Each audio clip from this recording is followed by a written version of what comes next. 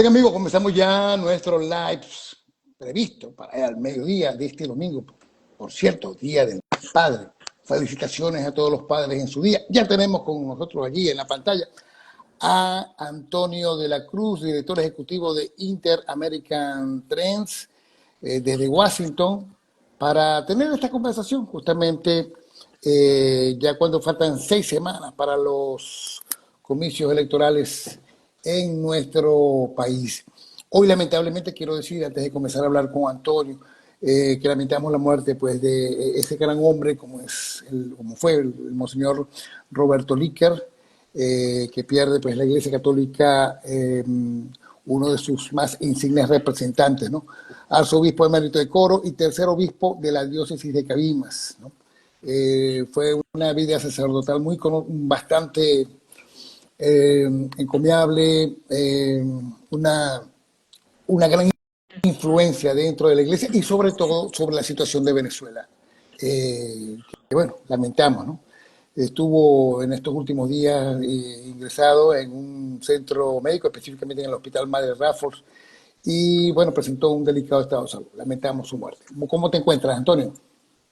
Muchas gracias, Damaso. Los dos puntos importantes, felicitaciones a los padres en su día y sentido pésame a la familia de Monseñor Líquer, gran amigo, lo conocí en persona, excelente, con excelente condición humana, muy bella gente y sobre todo no tenía pepitas en la lengua, decía todo lo que pensaba. Sí, lo conocimos así, ¿no? Justamente, con todos los gobiernos, con todo, siempre se enfrentaba al poder. Mira, Antonio, muy interesante, tanto el artículo último que se fue publicado en nuestro portal venezuelausa.org el martes en la noche, y también recientemente una crónica interesantísima sobre el tema de lo que podría pasar en la Fuerza Armada. También el artículo tiene por allí sus visos, ¿no? Y bueno, por supuesto, vamos a hablar del punto porque ya cuando faltan, ya lo dije, 6 semanas, bueno, para nadie es un secreto que Maduro y sus secuaces pues están llevando a cabo pues ya planes, ¿no? Para cometer cualquier perjuicio dada la situación, porque bueno, Maduro está decidido a quedar atornillado en el poder, pero quizás no ha contado con el grado de respuesta que ha dado la oposición en esta campaña, ni con la manera como estratégicamente ha reaccionado los principales entes de la oposición que están en este proceso electoral. Así que, bueno, queríamos ver cómo estás viendo tú la situación, porque él ha pretendido ganar, o lo ha hecho en los dos últimos comicios electorales, los últimos 2 comicios electorales, los tres comicios electorales, uno con Capriles y uno con Falcón.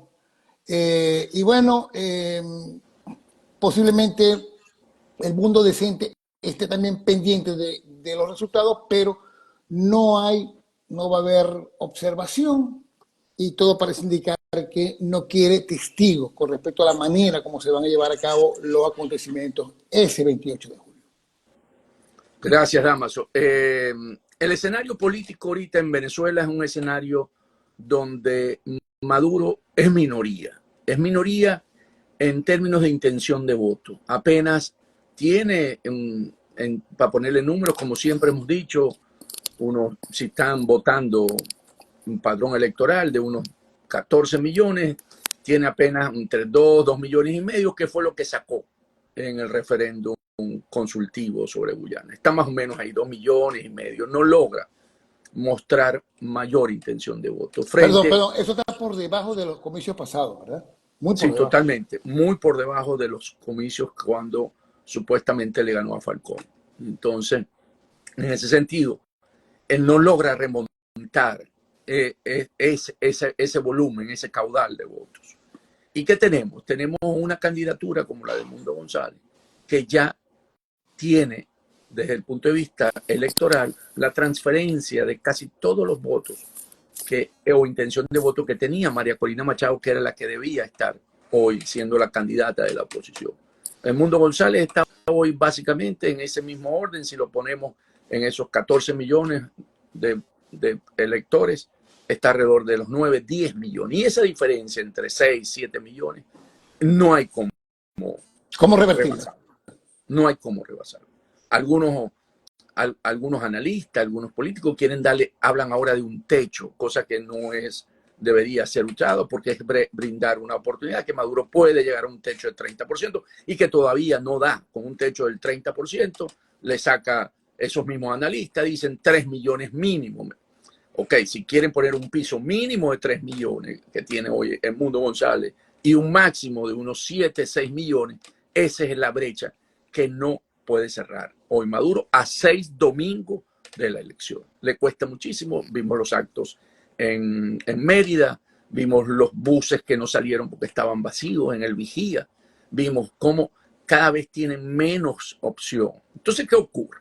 Si ya hay un pueblo decidido a ir a hacer el cambio que requiere el país para vivir en una forma democrática y hacer una transición ordenada, lo que se necesita es que esa voluntad y esa voz del pueblo sea acompañada por el Plan República. El Plan República ese día cuida los votos, cuida los centros electorales. No se mete en el proceso electoral, pero lo cuida. Entonces, Ese es lo que se necesita, es el deber ser el deber del ser, sí, correcto. Plan República. Por eso, entonces, lo que se necesita para acompañar esa gran voluntad es que hoy esas Fuerzas Armadas que también son pueblo y que tiene familia, tiene tíos, tiene tías, tiene primos, ¿verdad? Tiene sobrinos, tiene hijos que están hoy en esa orientación, en esa tendencia a hacer el cambio en Venezuela, a que respeten la voz del pueblo. Y así llegar a un final sin violencia. Porque a la final, como lo han dicho siempre, el régimen no quiere abandonar el poder.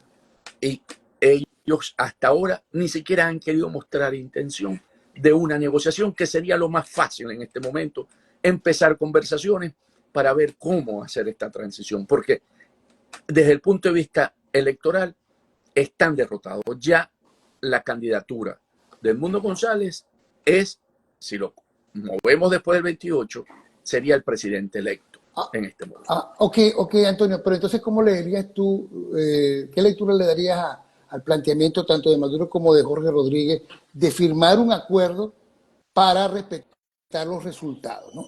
Y además de eso, ¿cómo también lees tú los errores que se han venido generando cuando sale a la luz pública, por ejemplo, por parte de Diosdado Cabello, que no se está cumpliendo el 1 por 10 que ellos pues están tomando como para animar a sus tropas a ir a votar, a su voto duro? En cuanto a la firma de un acuerdo para respetar los resultados, es básicamente para ellos poder tener amarrado, si se da un fraude, decir que la oposición, el megafraude que ellos quieren consumar ese día, que les cuesta muchísimo, llegar a decir que la oposición tiene que respetar los resultados. Y por supuesto, el Mundo González y la Fuerza y la Plataforma Unitaria y María Corina Machado entienden que ellos no respetan pacto. ¿Qué hace? Están los acuerdos de Barbados, los respetaron y lo firmaron y no lo respetaron. Entonces, ¿cómo firmar algo donde ellos no respetan los pactos, no respetan los acuerdos? Entonces, aquí es básicamente para tener algo bajo la manga, si se les ocurre ese día hacer un nuevo fraude y decir, ustedes firmaron esto y por lo tanto deberían cumplir con su palabra. Y cosa que no puede hacerse en términos de la falta de confianza que hay con ellos, en términos que no respetan los pactos. Y con respecto al 1 por 10, no han podido. Las redes sociales muestran cómo, y abundan de eso en TikTok sobre todo, cómo es casi imposible llevar a familiares a anotarlos en el 1 por 10. En ese sentido, han querido forzar la barra y no lo logran llenar. Por eso, porque no tienen respaldo. Si no tienen respaldo, no tienen intención de voto, nadie les va a firmar el 1 por 10. Va a ser muy poco. Entonces, están frustrados, tienen una frustración porque no alcanzan el 1 por 10. Ven que no logran movilizar la gente a los mítines que convocan. Es más, Maduro tiene muy poca aceptación. Yo creo que tiene menos aceptación en los mítines que el mismo Diosdado Cabello y el mismo Jorge Rodríguez cuando han hecho sus propios mítines. Entonces, es una candidatura que no despierta pasión. La gente tomó la decisión, el pueblo venezolano tomó la decisión de que quiere un cambio y lo va a lograr, Damaso, porque cuando los pueblos se deciden, toman acciones y en ese sentido se genera una rebelión popular. Hay unas aguas subterráneas que están moviéndose, que son los que generan este cambio. Y cada día estamos a 6 semanas, a 6 domingos, como lo dijimos, eso va a seguir incrementándose, sobre todo por los errores que viene cometiendo el régimen cuando mete preso a un jovencito de 19 años en La Guaira, de 20. Eso genera lo que el reportaje que tiene hoy el New York Times sobre las empanadas de la libertad. O sea, cuando tú empiezas a ver esa rebeldía, esa rebelión del pueblo, hermano, lo mejor es decir, busquemos una solución pacífica, una transición ordenada, porque tú no sabes qué puede hacer si tú generas esa gran frustración de un mega fraude. Pero fíjate bien, de todas maneras, ya a 6 domingos, Maduro no ha dado indicio de que pretenda reconocer que está perdido. Es uno de los candidatos históricamente más impopulares, el de mayor rechazo que hemos visto en una campaña electoral. Como ninguno, no hay precedente con respecto a eso. Pero de lo que sí tenemos conocimiento es de la manera como el chavismo actúa en un proceso electoral.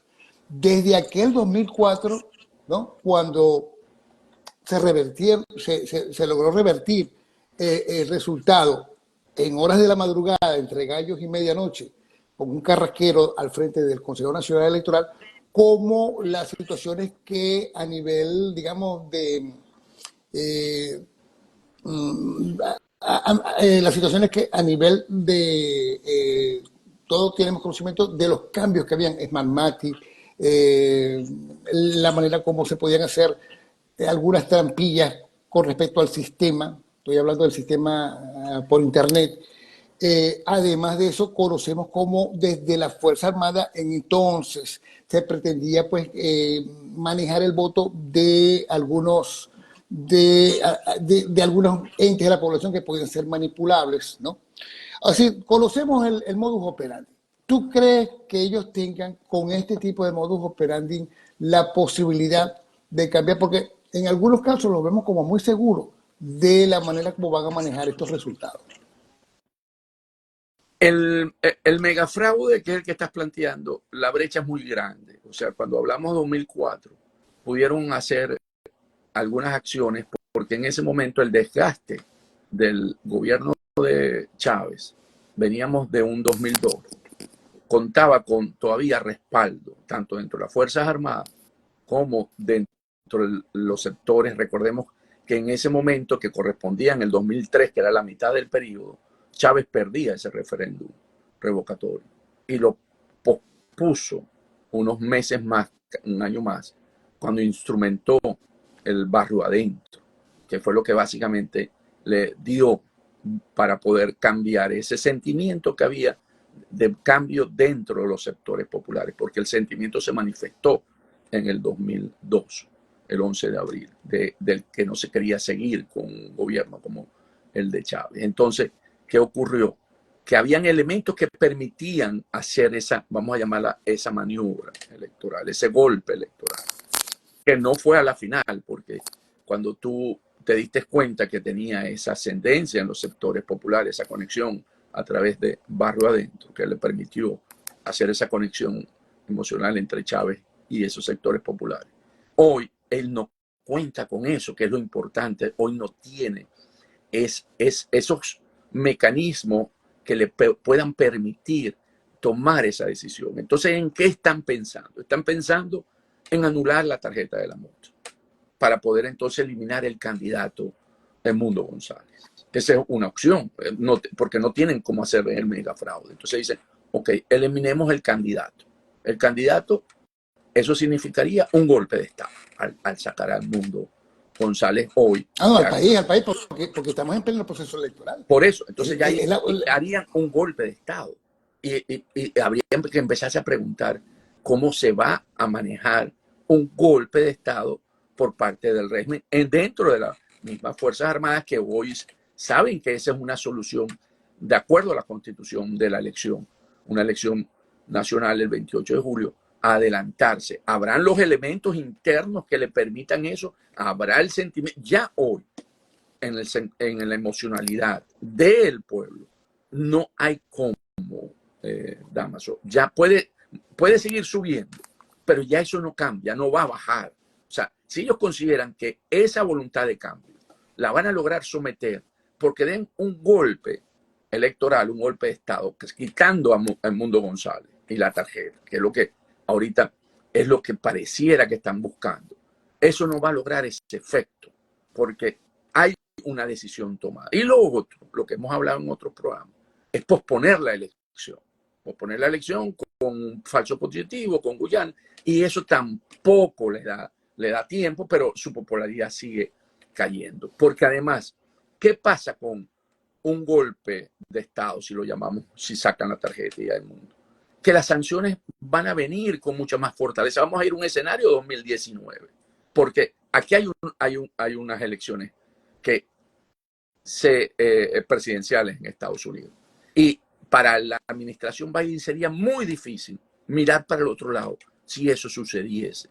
Entonces Maduro está jugando a volver a un escenario 2019 con sanciones, ¿verdad? Y entonces, ¿qué pasa? Está hoy el establishment que hoy sostiene Maduro en la posición de volver a un escenario 2019 cuando fue sancionado no solamente personas, sino también la economía del país para poder someter, porque hoy están dadas las condiciones, Damaso, de que si Maduro comete estos errores con unas sanciones económicas, yo creo que Maduro no resiste mucho tiempo en el gobierno. A pesar del poder que tiene, a pesar del poder que tiene y de la hegemonía comunicacional y de la manera como él trata y de la manera como censura completamente al país, y a pesar de la persecución que mantiene, el miedo que quiere imponer. Recordemos que el país cayó sus ingresos, su PIB, de unos 60.000 millones de dólares en aquel momento, en el 18, 60, 70 mil millones, a 20.000 millones, 25.000 millones de dólares. Eso no lo aguanta hoy ese estatus. Entonces, aquí lo que está planteado es básicamente es que, por supuesto, no quieren mostrar debilidad frente a una derrota evidente. Ellos quieren seguir mostrando fortaleza, a ver si pueden sostenerse, porque es la manera como ellos creen que pueden someter un pueblo que ya no les para. Tienes toda la razón, pero Maduro no se para, por ejemplo, para inventarse un magnicidio, ¿me entiendes? A pesar de los inmensos anillos que tiene de protección con mercenarios de todas partes del eje del mal. Entonces, para nadie es un secreto que Maduro se puede inventar cualquier absurdo, porque estoy hablando que ni siquiera sea una narrativa, sino un absurdo para tratar de salir al paso a toda esta situación con los elementos necesarios comunicacionales que lo respalden, ¿no? Con respecto a una mentira de ese tamaño.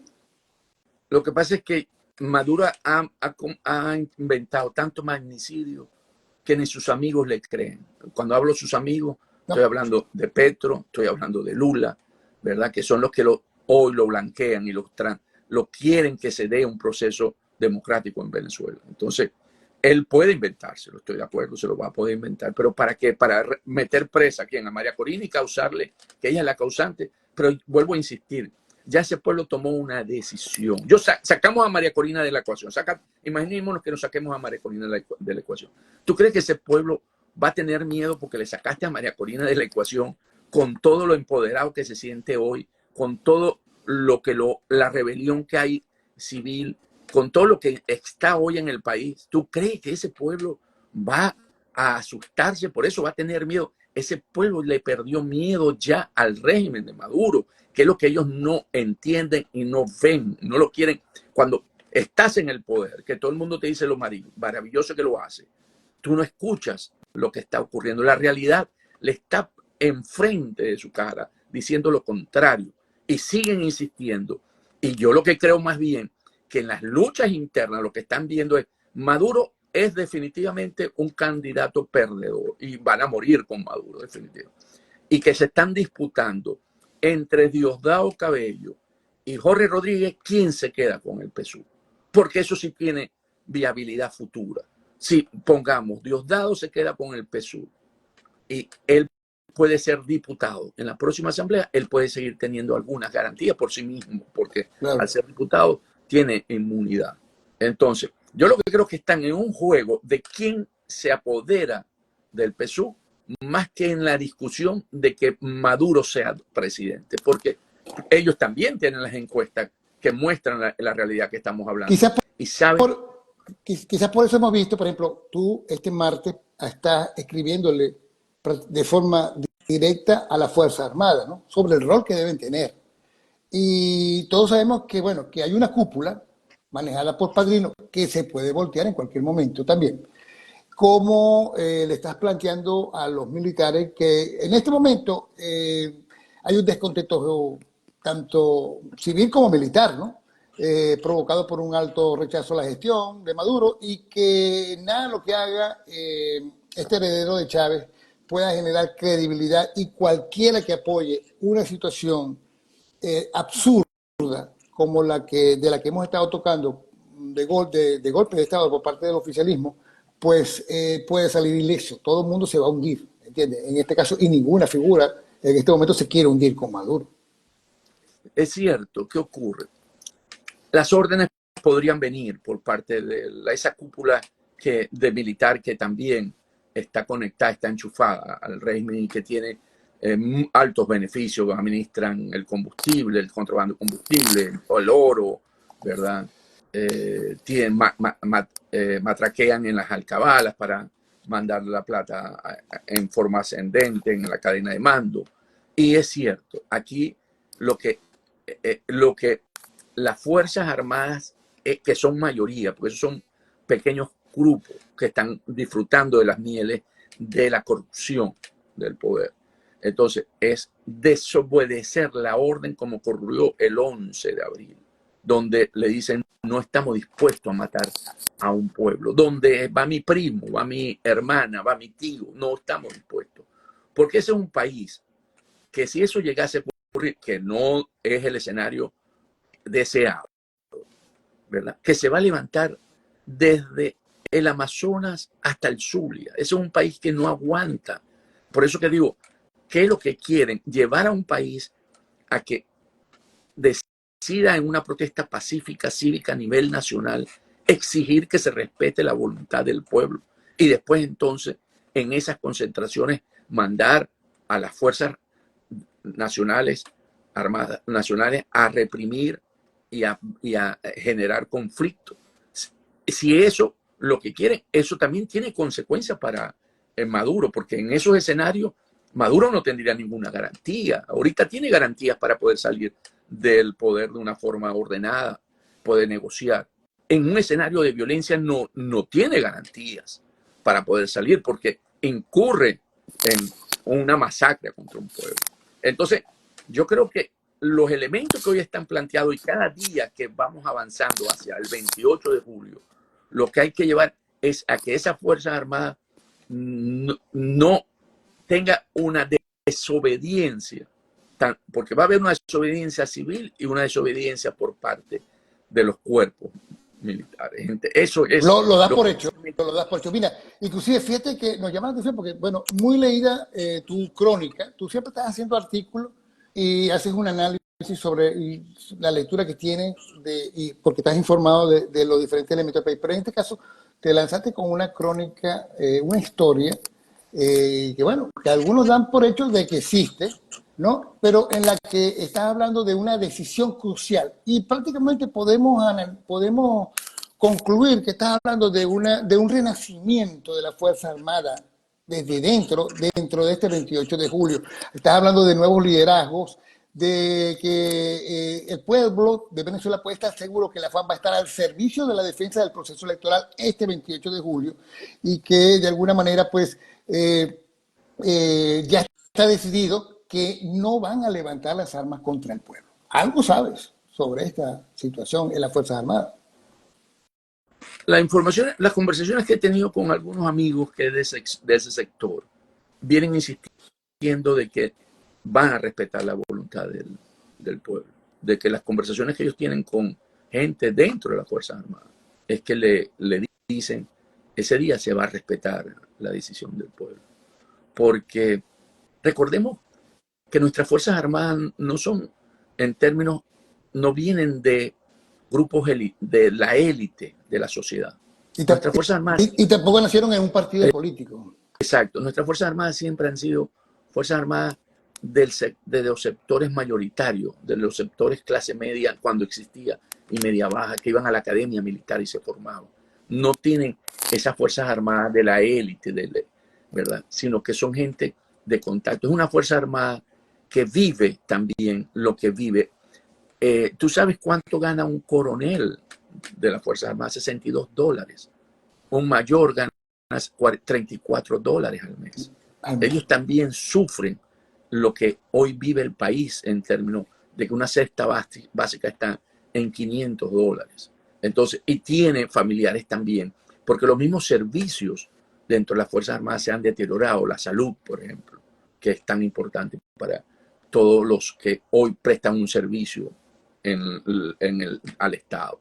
Entonces, por eso yo digo que en ese momento todos tienen le brinda la Constitución, además la Constitución te da legalidad, legitimidad para poder tomar este tipo de decisiones, porque no estás en un momento violando la Constitución, tú estás respetando el derecho del venezolano a ejercer su voto y no violentándolo. Entonces, también hay un respaldo por parte constitucional para que estos hechos ocurran. Y no es que estamos llamando a que la Fuerza Armada se levante, no, a que se respete la voz del pueblo, a que se acompañe. Que no agredan a ese pueblo que va a salir a manifestarse.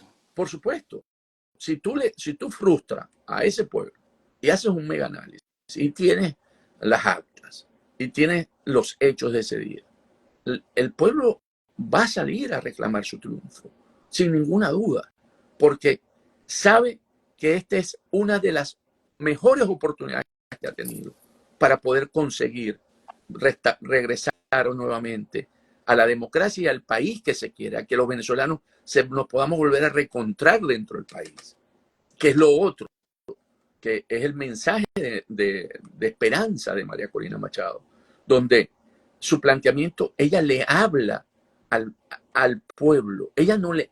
La comunicación pública, que eso es lo otro que no entiende la parte política, es que hoy hay una comunicación pública con las mayorías, con el pueblo. Cuando María Corina está en esas grandes concentraciones, ella está hablando directamente al pueblo. No está hablando con Manuel Rosales, ni está hablando con Enrique Márquez para poder llegar a un acuerdo.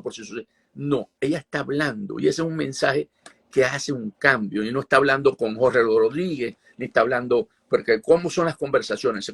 Las conversaciones públicas en esos grupos es entre ellos, entre políticos. Eso se acabó hoy con el TikTok, con este aparatico. Hoy las conversaciones son directas y eso lo podemos ver muy bien en Argentina. Milei, sin partido, sin miembros en el Parlamento, logra pasar la ley base. Y lo logra porque el pueblo, hay un pueblo que lo acompaña y que está decidido a cambiar. Y eso es lo que estamos viendo también en Venezuela. A pesar del saboteo de los grupos violentos del anterior régimen, ¿no? Que pretenden cambiar la narrativa de la visión que están haciendo, de la nueva construcción que se está haciendo de Argentina en este momento. Así que bueno, realmente así. Una última pregunta, Antonio. Nos llama la atención, en caso de algún resultado y de que pueda salir adelante esto que nos ha estado manifestando con honda emoción, los 6 meses que vienen después del 28 de julio, porque todo el mundo habla del 28 de julio, pero también pueden haber manejos extraños posteriores a ese 28 de julio, ¿no? Con unos resultados que ya todo el mundo sabe que puede ocurrir ahí. Ahí iríamos, Damaso, al artículo de la semana, no la anterior, ¿te acuerdas? Que el voto mayoritario hará que un cambio en Es decir, Venezuela. el mundo estaría obligado a hacer un gobierno de sombra de inmediato, ¿no? Y ese voto, si la diferencia es de 3 millones o de 6 millones entre uno y otro, entre Maduro y el mundo, a favor de Maduro, del mundo, ahí no hay nada que hacer. Ese es el mejor aceite lubricante para aflojar todas las tuercas. Porque ¿cómo oponerse a esa voluntad popular un poder judicial, el mismo poder legislativo? Porque, hermano, en el año siguiente viene una elección para validar el poder legislativo. Y si tú enfrentas a esto sin sabiduría, tú no vas a salir electo y vas a salir fuera del sistema. Entonces yo creo que aquí es clave la mayor participación y la mayor votación que se pueda alcanzar dentro del país. Ojalá puedan ser entre 5 y 6 millones para que la transición, eso que tú estás hablando, esos 6 meses, sean para buscar el mecanismo de cómo llegar a entenderse en que tienen que existir tanto la forma que está muriendo como la forma nueva. ¿Por qué es la forma que está muriendo? Porque el poder legislativo va a seguir por un año más hasta que se elija la nueva.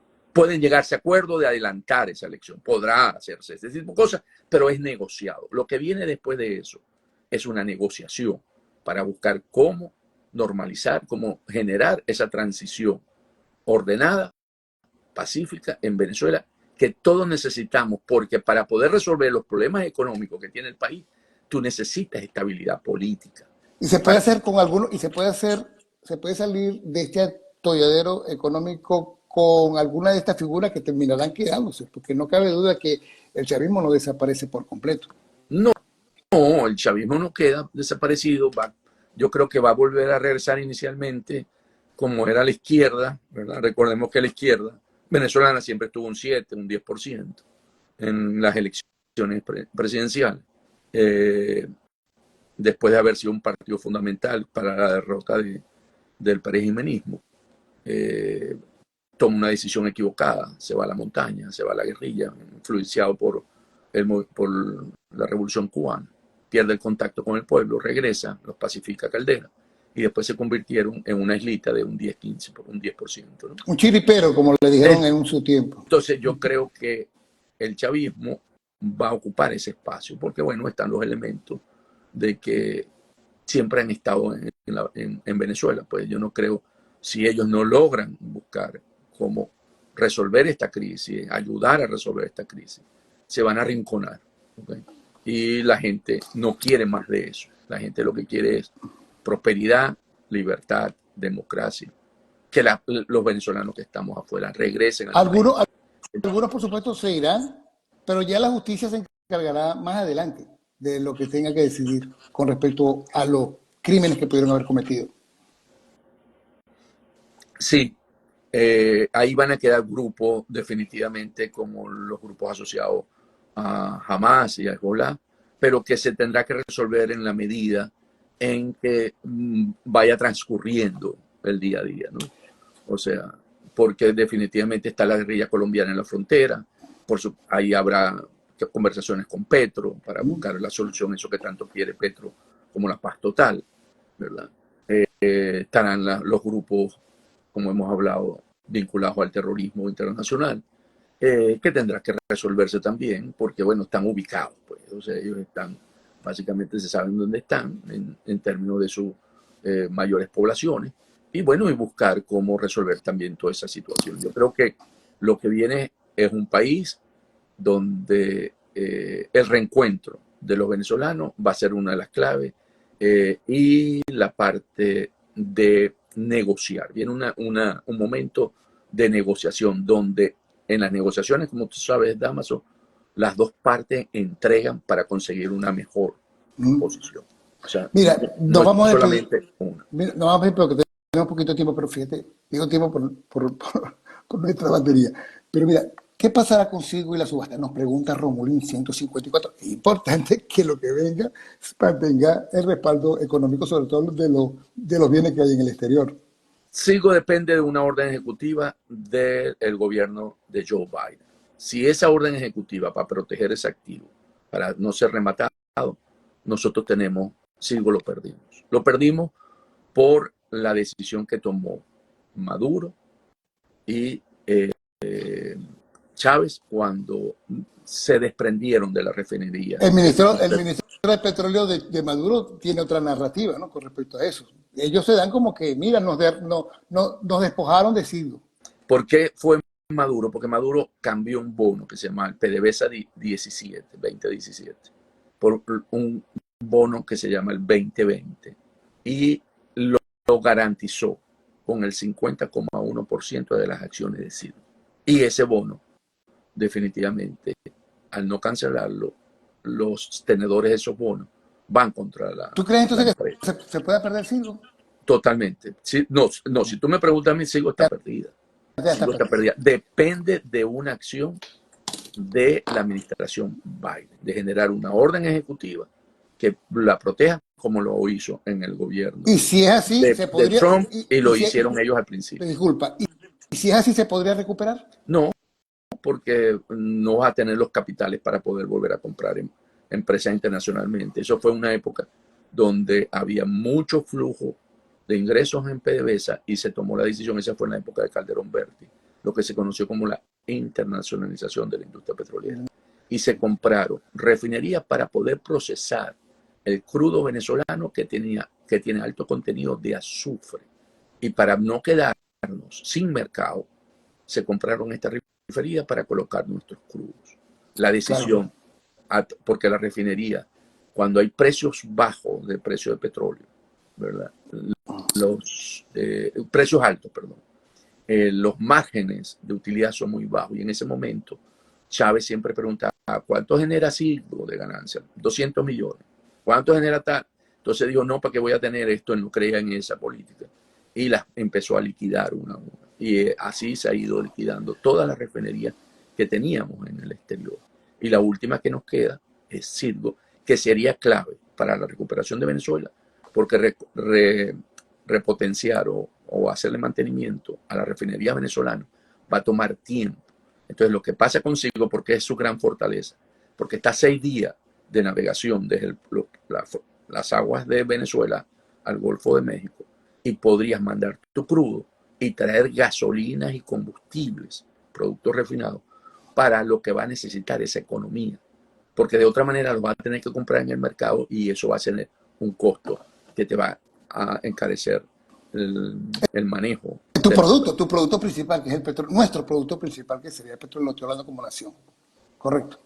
Sí. Bueno, muchísimas gracias, Antonio. Antonio de la Cruz, amigo, director ejecutivo de Interamerican Trend, con esta lectura que hacemos cada 2 domingos del país. Próximamente la vamos a estar haciendo toda la semana. Cuando entremos en julio. Cuando entremos en julio, vamos a estar pendientes toda la semana analizando, haciéndole lectura pues, a lo que viene ocurriendo. Muchísimas gracias, Antonio. Disfruten los días del Padre hoy, porque, bueno, hay que disfrutarlo. Hay que disfrutarlo. Bueno, muchísimas gracias, Antonio, a los amigos que se han conectado en este live y a los que nos van a estar visualizando a través de nuestra cuenta @Damaso Jiménez y @Andelacruz_Piso, que es la cuenta de Antonio de la Cruz en Instagram. Muchísimas gracias, Antonio. Un gran abrazo, Damaso, para ti y tu familia. Gracias.